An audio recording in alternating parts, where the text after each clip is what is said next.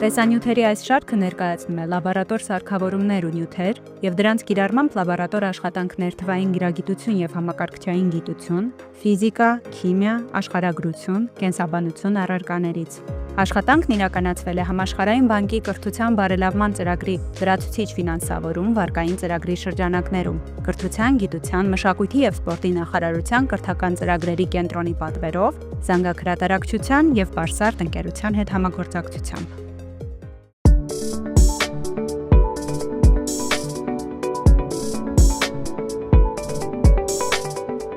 Ողջույն, այսօր մենք փորձով կուսումնասիրենք ֆոտոէֆեկտի երևույթը տարբեր գույնի լույսերի համար և կհաշվենք Պասկալի հաստատունը։ Իսկ այդ հարցում մեզ կօգնի Գագիկը։ Ողջույն Գագիկ։ Ողջույն Լիաննա։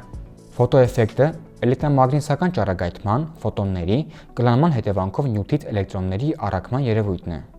Ֆոտոէֆեկտի հետևանքով առաջացած հոսանքը կոչվում է ֆոտոհոսանք։ Հիշենք ֆոտոէֆեկտի հիմնական 3 օրենքները։ Հագեցման ֆոտոհոսանքի ուժը ուղիղ համեմատական ընկնող լույսի ուժգնությանը։ Ֆոտոէլեկտրոնների առավելագույն կինետիկ էներգիան ընկնող լույսի հաճախության մեծացման հետ աճում է գծային օրենքով և կախված չէ վերջինիս ուժգնությունից։ Յուրաքանչյուր նյութի համար գոյություն ունի հաճախության որոշակի նվազագույն արժեք՝ ֆոտոէֆեկտի կարմիր սահման, որից փոքր հաճախությունների դեպքում ֆոտոէֆեկտ չի դիտվում։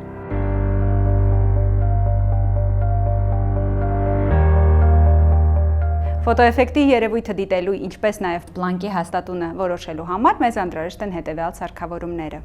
Ֆոտոէֆեկտի սարք, տարբեր ալիքի երկարությամբ լուսազտիչներ, աղյուսակ։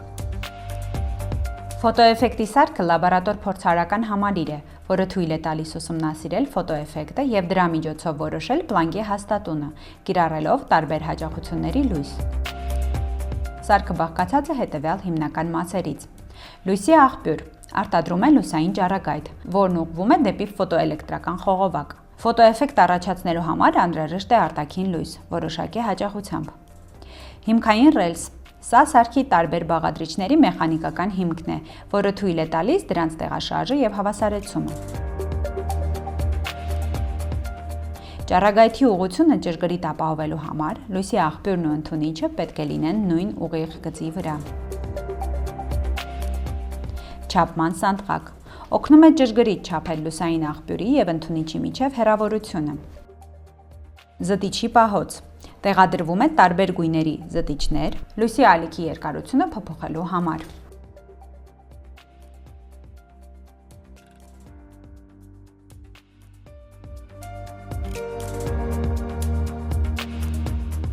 Ընդունիչ խողովակ պարունակում է վակուումային ֆոտոէլեկտրական խողովակ, որտեղ տեղի է ունենում էլեկտրոնների արտահոսք։ Այս խողովակի մեջ է, որ լույսը հարում է մետաղի մակերևույթին և առաջացնում ֆոտոէլեկտրական հոսանք։ Ոսպնյակ կենտրոնացնում է լույսը խողովակի վրա, որպեսզի ճառագայթն ուղղվի խիստ որոշակի մակերևույթի վրա, մեծացնելով ֆոտոէֆեկտի արդյունավետությունը։ Վակուումային ֆոտոէլեկտրական խողովակ այս խողովակը ունի կաթոդ և անոդ։ Երբ լույսը ընկնում է կաթոդի վրա, այն սկսում է արտազատել էլեկտրոններ։ Էլեկտրոնները շարժվում են դեպի անոդ, առաջացնելով հոսանք։ Այսինքն տեղի է ունենում ֆոտոէֆեկտի երևույթը։ Ընդունիչի պատյան պաշտպանում է ֆոտոէլեկտրական խողովակը և խոչընդոտում արտաքին լույսի ներթափանցմանը։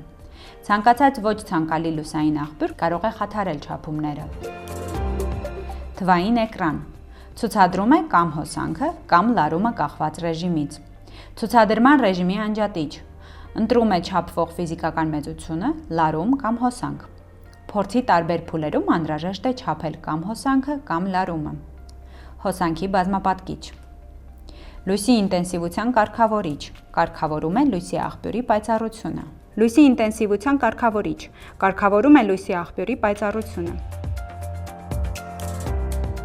Արագացնող լարման կարգավորիչ փոխում է ֆոտոէլեկտրոնների շարժման արագությունը, դնելով արգելակող լարում։ Լարման բևեռայնության փոխարկիչ փոխում է լարման ուղղությունը, կախված նրանից, ինչ ռեժիմ է պետք։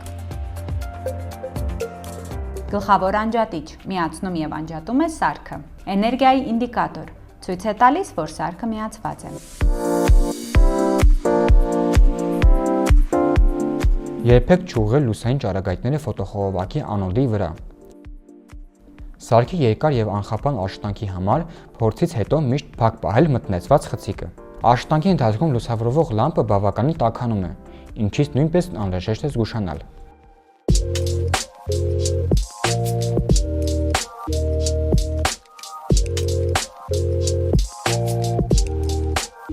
Ֆոտոէֆեկտի սարքը տեղադրել սեղանին, վտուտակահանով բացել սարքի կափարիչը, հեռացնել սպունգները, այնուհետև փակել այն։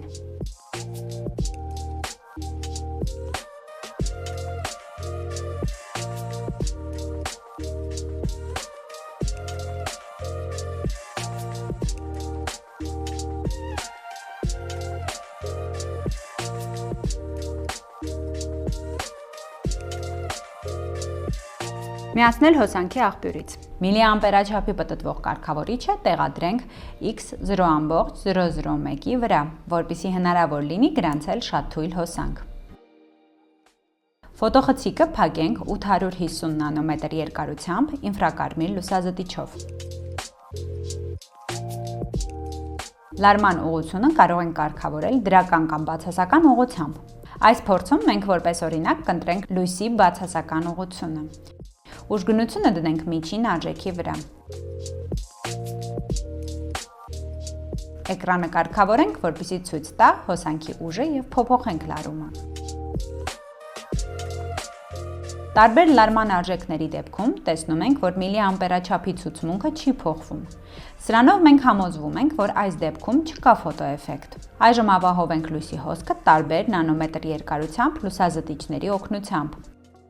Հերթով տեղադրենք կարմիր 635 նանոմետր, նարնջագույն 570 նանոմետր, դեղին 540 նանոմետր երկարությամբ լուսազտիչներով։ Յուրաքանչյուր դեպքում լարման արժեքը փոփոխենք այնքան, մինչև հոսանքի ուժը դառնա 0։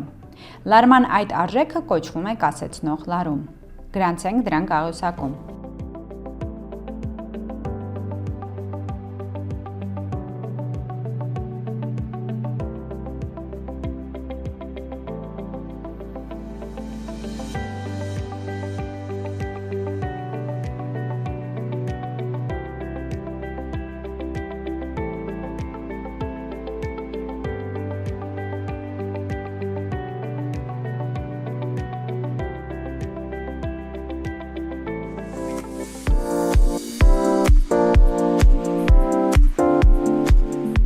Փորձն ավարտեցինք, կարգի բերենք սեղանը, բոլոր սարքերը և սարքավորումները տեղավորենք իրենց դարակներում և անցնենք տվյալների մշակման և վերլուծման փուլին։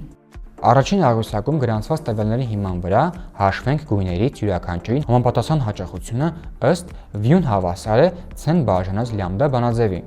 և դրացնենք 4-րդ սյունյակում, որտեղ V-ուն հաճախությունն է, լյամբդան ալիքի երկարությունն է,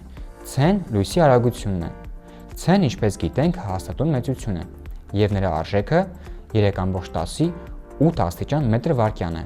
Այժմ օգտվելով առաջին աղյուսակի տվյալներից դրացնենք երկրորդ աղյուսակը։ Մեր աղյուսակային մեծություններն են լույսի գույները, ըստ գույների կասեցնող լարումները, հաճախությունները, էլեկտրոնի լիցքը N և Պլանկի հաստատումը H-ը։ Երկրորդ աղյուսակում արդեն գրանցեցինք կասեցնող լարումների և հաճախությունների արժեքները ըստ գույնային զույգերի։ Առաջին սյունյակում ընտրված լուսազտիչների զույգերի անվանումներն են, երկրորդ և երրորդ սյունյակում դրանց համապատասխանաբար կասեցնող լարումների արժեքներն են, չորրորդ և հինգերորդ սյունյակներում դրանց հաճախությունների արժեքներն են։ Այժմ այդ տվյալների հիման վրա հաշվարկենք Պլանկի հաստատումը հետևյալ բանաձևով, որտեղ N էլեկտրոնի լիցքի արժեքն է, այն հաստատուն մեծություն է։ N հավասար է 1.6 անգամ 10-19 աստիճան կուլոն, U2 հանած U1 կասեցնող լարումների տարբերությունն է, V2-ից հանած V1 հաճախությունների տարբերությունն է։ Վերջին սյունյակում ստացված տվյալները Պլանկի հաստատունի փորձարարական արժեքներն են։ Հարաբերական սխալը կազմում է 2.6%, ինչը թույլատրելի շեղում է։ Այսպիսով, մենք փորձնական ճանապարհով համոզվեցինք, որ տարբեր լուսազտիչների դեպքում ստանում ենք կասեցնող լարման տարբեր արժեքներ։ Կարողացանք լուսազտիչների տարբեր զույգերի համար հաշվարկել Պլանկի հաստատունի արժեքները և համոզվեցինք, որ դրանք գրեթե նույնն են և տատանվում են Պլանկի հաստատունի տեսական արժեքի շուրջ։ Շնորհակալություն, կհանդիպենք հաջորդ տեսանյութում։